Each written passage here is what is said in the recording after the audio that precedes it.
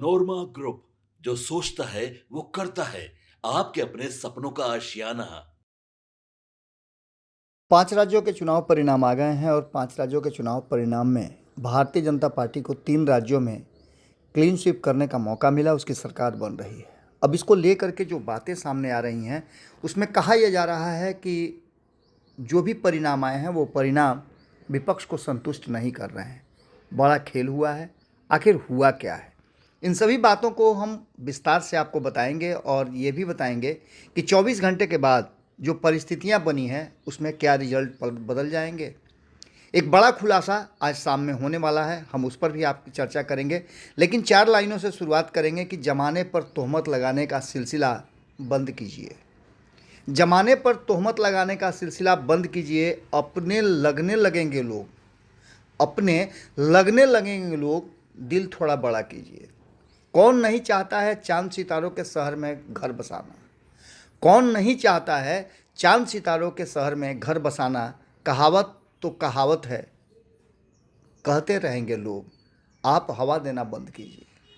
सीधी सी बात है कि जो परिस्थितियां बनी हैं, जिस तरह से 5 राज्यों के चुनाव आए हैं और 5 राज्यों के चुनाव के बाद भारतीय जनता पार्टी का 3 राज्यों पर कब्जा, खास करके पश्चिम बंगाल के कब्जे को कोई पचा नहीं पा रहा है। लेकिन इसकी वास्तविकता और इसके जड़ में आप जाएंगे तो आपको समझ में आ जाएगा कि आखिरकार हुआ क्या है। तमिलनाडु का रिजल्ट भी आपको चौंकाएगा ज़रूर, लेकिन इन सब के बीच में असलियत ये है कि जिस तरह से भारतीय जनता पार्टी ने इस चुनाव में खुद को ढाला है और इस चुनाव में अपनी धमक दिखाई है, एक एक व्यक्ति तक मैन टू मैन फील्डिंग किया है, इसे कौन भुला सकता है। इस चुनाव में भारतीय जनता पार्टी ने जहां पश्चिम बंगाल, असम और पुडुचेरी में जीत हासिल की है, वहीं उपस्थिति भी साबित किया है। अन्य राज्यों में भी उसकी उपस्थिति दिखी है और वहीं कांग्रेस केरल में जीती है। ये भी उसके लिए एक बड़ी उपलब्धि है। कांग्रेस कहा जा रहा था समाप्त हो रही है, लेकिन केरल में उसकी सरकार बन रही है। चुनाव से पहले पश्चिम बंगाल में एसआईआर को लेकर के कई तरह की बातें कही जा रही थी। करीब 27 लाख लोगों को मतदाता सूची से बाहर किए जाने को लेकर के सवाल खड़े किए जा रहे थे। इसके बावजूद राज्य में मतदाता ने कीर्तिमान कायम किया और अब तक का सबसे बेहतरीन वोटिंग प्रतिशत आया है। लोकतंत्र और लोकतांत्रिक ढांचे को एक बड़ा बल मिला है। वहीं आपको बता दें कि जो चीज़ें सामने नज़र आ रही है उसमें बात पश्चिम बंगाल की करें तो पश्चिम बंगाल में तृणमूल कांग्रेस की सरकार के प्रति दिखने वाला जन समर्थन चुनाव और मतदान के मोर्चे पर उल्टे नतीजे देने वाला साबित हुआ। जैसा कि आपको पता है कि 15 साल से ममता बनर्जी पश्चिम बंगाल में अपनी सरकार चला रही हैं। कई मोर्चे पर उनकी सफलता और असफलता का जोड़ घटा हो रहा था और एंटी इनकम्बेंसी भीतर ही भीतर अंडर करेंट चल रही थी। हालांकि राज्य में भाजपा ने जीत के लिए जिस तरह से जिस जगह माइक्रो लेवल पे अपना काम किया और ख़ास करके जो चुनाव से पहले गेम प्लान बदला, जिसमें आपको याद होगा कि लंबे समय तक ज्योति बसु रहे हैं। जिस समाज से ज्योति बसु आते हैं उसी समाज से भारतीय जनता पार्टी ने अपना मुखिया चुना, यानी नितिन नवीन को कायस्थ समाज से उन्होंने पार्टी का कमान सौंपा। कल भी आपने देखा होगा जीत के बाद जब प्रधानमंत्री को श्रेय देने के लिए नितिन नवीन आगे बढ़े, माला पहनाना शुरू किए, तो प्रधानमंत्री ने खुद माला हाथ में ले करके और उनको पहनाकर इस जीत का श्रेय उन्हें दिया। आपको बता दें कि भारतीय जनता पार्टी के शीर्ष नेतृत्व की ये खासियत है कि वो श्रेय को बांटते हैं। जिस तरह से ज़मीन पर मेहनत किया गया और इसके साथ साथ नितिन नवीन के अलावे एक और शख्स जो बिहार से ही जुड़े हुए हैं और पश्चिम बंगाल के प्रभारी हैं, मंगल पांडे, उनकी भी भूमिका बहुत बड़ी रही है।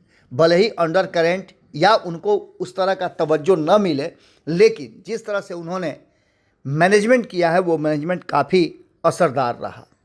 आप समझते हैं कि प्रभारी के रूप में उनकी जिम्मेवारियां बड़ी थी और बिहार के लोगों को ले जा करके उन्होंने वहाँ एक माहौल बनाया, ये भरोसा दिलाया कि भारतीय जनता पार्टी के आने के बाद पश्चिम बंगाल भी अन्य राज्यों की तरह विकसित राज्य की श्रेणी में आएगा, जिसकी जीडीपी सबसे नीचे चल रही थी। आपको बता दें कि भावनात्मक मुद्दों का सहारा लिया गया, उसका साफ असर मतगणना पर दिखाई दिया। जाहिर है कि लंबे समय के बाद जब पश्चिम बंगाल एक और सत्ता परिवर्तन का गवाह बना है, जहां विचारधाराओं का सफ़र क्रमशः बदला है। आपको याद होगा कि मैंने आपको बताया था कि 50 साल 1950 में जब ये सब कुछ शुरुआत हुई थी और श्यामा प्रसाद मुखर्जी ने वहाँ भारतीय जनता पार्टी जनसंघ को स्थापित करने की कोशिश की थी, 76 वर्षों के बाद उनके सपने को साकार किया गया है और इस जीत का श्रेय उन्हें दिया गया है। वहीं आपको बता दें कि तमिलनाडु में भी एम.के. स्टालिन के नेतृत्व वाले द्रविड़ मुनेत्र कड़गम द्रमुक के को लेकर के बहुत कम लोगों ने यह अंदाज़ा लगाया था कि वहाँ इतना बड़ा लैंडस्लाइड विक्ट्री थलपति विजयन की होगी। थलपति विजय और इस जीत में प्रशांत किशोर की भूमिका, भले ही वो बिहार में हार गए हों, लेकिन उनकी धमक दिखाई देने लगी। बहुत पहले उन्होंने कहा था कि इस क्षेत्र में खास करके एक व्यक्ति की खूब चर्चा होती है और वो बिहार से ही है, उसका नाम है महेंद्र सिंह धोनी। लेकिन कुछ दिनों के बाद एक और शख्स की चर्चा होगी और वो होगा प्रशांत किशोर। निश्चित रूप से प्रशांत किशोर को लेकर के थलपति विजय ने इस जीत के पहले और जीत के बाद उनको श्रेय दिया है। प्रशांत किशोर की भूमिका एक रणनीतिकार के रूप में बेहतर रही है। पश्चिम बंगाल में भी 2021 के चुनाव में उन्होंने पहले ही अनाउंसमेंट कर दिया था कि भारतीय जनता पार्टी को दहाई से तिहाई अंक में प्रवेश नहीं करने देंगे और ऐसा हुआ भी। जिस तरह से अभिषेक बनर्जी और उनकी टीम, जिसमें साइनी घोष, महुआ मोइत्रा जैसी कई ऐसी नेता हैं जिनके आवाज़, जिनकी भाषा और जिनकी शैली आम लोगों को पसंद नहीं आई। प्रधानमंत्री और गृह मंत्री के साथ साथ शीर्ष नेताओं के प्रति उनका जो बोलचाल की भाषा थी वो काफ़ी कठिन और कठोर थी। कई बार तो वो अपने आपा भी खो दिए और असंवैधानिक बातें भी कही गई। चुनाव जीतने के बाद क्या कुछ कर पाएंगे, करेंगे, उसका भी उन्होंने कहीं ना कहीं खुलासा पहले कर दिया था, जिसको पश्चिम बंगाल के लोगों ने स्वीकार नहीं किया। कई ऐसे वीडियो ऑडियो वायरल हो रहे हैं जो चुनाव से पहले आम लोगों ने कहे थे सरकार और सत्ता परिवर्तन को देखते हुए। ये देखने की बात होगी कि आने वाले वर्षों में ये जीत किस तरह से करवट बदलती है। लेकिन जहाँ एक तरफ कांग्रेस केरल में अपनी सरकार बनाने में सफल हो रही है, वहीं आपको बता दें कि एक नई पार्टी जो मात्र 6-7 महीने पहले बनी, वो पार्टी अगर किसी राज्य में सत्ता प्राप्त कर लेती है तो इससे बड़ी लोकतांत्रिक प्रक्रिया का कोई उदाहरण नहीं होगा। अब कई तरह की बातें होंगी। शाम में क्या खुलासा करती हैं ममता बनर्जी। ममता बनर्जी ने इस चुनाव परिणाम को लेकर के, चुनाव परिणाम के आने के बाद 4 बजे शाम में आज प्रेस कॉन्फ्रेंस कर कई खुलासे करने की बात कही है और उन्होंने कहा है कि ये चुनाव परिणाम बदलेंगे। हालांकि इसकी दूर दूर तक संभावनाएं कम नज़र आती हैं क्योंकि ऐसा अब तक हुआ नहीं है। इसके अलावा आपको बता दें कि असम में एक तरह से अपेक्षित नतीजे आए हैं। आपको याद होगा कि हमारे संपादक नमन मिश्रा जी जब हेमंत बिश्व शर्मा से दिल्ली में मिले थे तो उनके साथ उनकी कई घंटों की बातचीत हुई थी। उस बातचीत में कई मुद्दे थे, कई बातें थी, जिसको लेकर के उनसे बातचीत के बाद ये बात उसी समय उन्होंने कह दिया था कि असम में जिस तरह का प्लान है, जिस तरह की रणनीति बनाई गई है, उसमें एक बार फिर से भारतीय जनता पार्टी और हेमंत बिश्व शर्मा की वापसी का रास्ता बिल्कुल क्लियर है। किसी भी तरह का कोई समस्या नहीं आने वाला है। भाजपा ने भारी मत से एक बार फिर असम में अपनी सरकार बनाने का दावा पेश कर दिया है। वहाँ असम की जनता ने भरोसा जताया है और हेमंत बिश्व शर्मा ने उन लोगों को जो उनके बारे में बहुत सारी बातें कह रहे थे, उनको भी सीधे सीधे तौर पे चेतावनी दे दी है। केंद्र शासित प्रदेश पुडुचेरी में परिणाम के मुताबिक वहाँ सत्तारूढ़ राजग गठबंधन जो है, एनडीए गठबंधन, बहुमत हासिल कर अपनी सत्ता बनाने में कामयाब हुआ है। कहा जाता है कि इन चुनाव परिणामों में भाजपा ने जहां पश्चिम बंगाल, असम और पुडुचेरी में जीत हासिल कर अपनी उपस्थिति साबित की है, वहीं कांग्रेस भी केरल में जीत करके अपनी उपलब्धि, और ये कहा जा रहा था कि वो समाप्त हो जाएगी, उसे बचाने में कामयाब रही है। चुनाव से पहले पश्चिम बंगाल में एसआईआर या अन्य चीज़ों को लेकर के जो बातें चलती रही वो अब धाराशायी हो गई हैं। ये भी बात सीधे नजर आ रहा है कि 4 राज्यों और एक केंद्र शासित प्रदेश में जो परिणाम आए हैं वो इस बात की तरफ इशारा करते हैं कि प्रधानमंत्री नरेंद्र मोदी और केंद्र की सरकार पर अभी भी लोगों को भरोसा है। एनडीए अभी भी सबसे मजबूत गठबंधन है, जबकि इंडिया गठबंधन पूरी तरह से बिखरा हुआ है, जिसका फायदा भी सीधे सीधे एनडीए गठबंधन को मिल रहा है। नरेंद्र मोदी को हर तरफ से बधाई मिल रही है। एनडीए गठबंधन में बिहार से जो जुड़े हुए 5 दल हैं, उनमें से सभी दलों ने प्रधानमंत्री को बधाई दिया है और साथ साथ इस जीत के लिए उन्हें कांग्रेचुलेट किया है और साथ साथ ये भी बताया है कि ये जीत एनडीए गठबंधन की जीत है। अब देखना दिलचस्प ये होगा कि जब शाम में खुद आती है लोगों के सामने ममता बनर्जी, जो चीख चीख कर चुनाव से पहले कहती थी कि भारतीय जनता पार्टी को घुसने नहीं देंगे, क्या कहती हैं, किस तरह से वो आरोप लगाती है या फिर क्या बातें सामने निकल के आती हैं, वो देखना दिलचस्प होगा। उनका तो मानना ये है कि इस चुनाव में बड़े पैमाने पर गड़बड़ी हुई है, लेकिन ऐसा लगता नहीं है।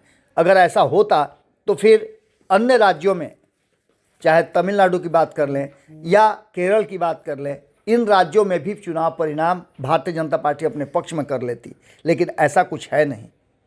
अक्सर जीतने वाली और हारने वाली पार्टी के बीच में अंतर यही होता है कि हारने वाली पार्टी जीतने वाले पर और उसके क्रियाकलाप पर आरोप प्रत्यारोप लगाते रहते हैं। खैर, देखना होगा, इंतज़ार कीजिए कि आज जब शाम में ममता बनर्जी आती हैं तो किस तरह का सबूत पेश करती हैं और सरकार को कह रही हैं कि पदच्युत होना पड़ेगा, परिणाम बदल जाएंगे, उस पर कितना सच्चाई है, उनके पास क्या एविडेंस है, ये भी देखना दिलचस्प होगा। लेकिन जश्न मनाना तो देश भर में शुरू हो चुका है और भारतीय जनता पार्टी सरकार बनाने का दावा भी जल्दी ही पेश करेगी।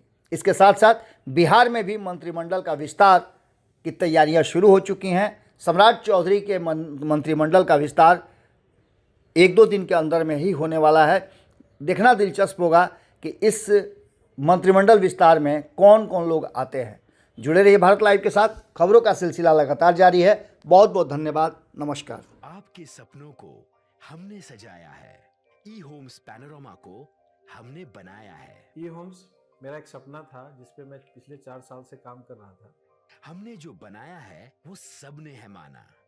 ई होम्स पैनोरामा में हो आपका भी आशियाना।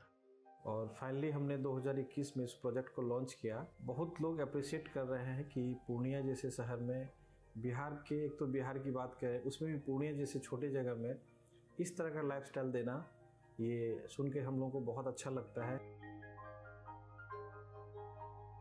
ई होम्स में हमने कुछ और भी किया है, जैसे हम जिस जगह में रह रहे हैं हमारे फैमिली सिक्योर हो, उनको सिक्योरिटी का ध्यान में रखा है।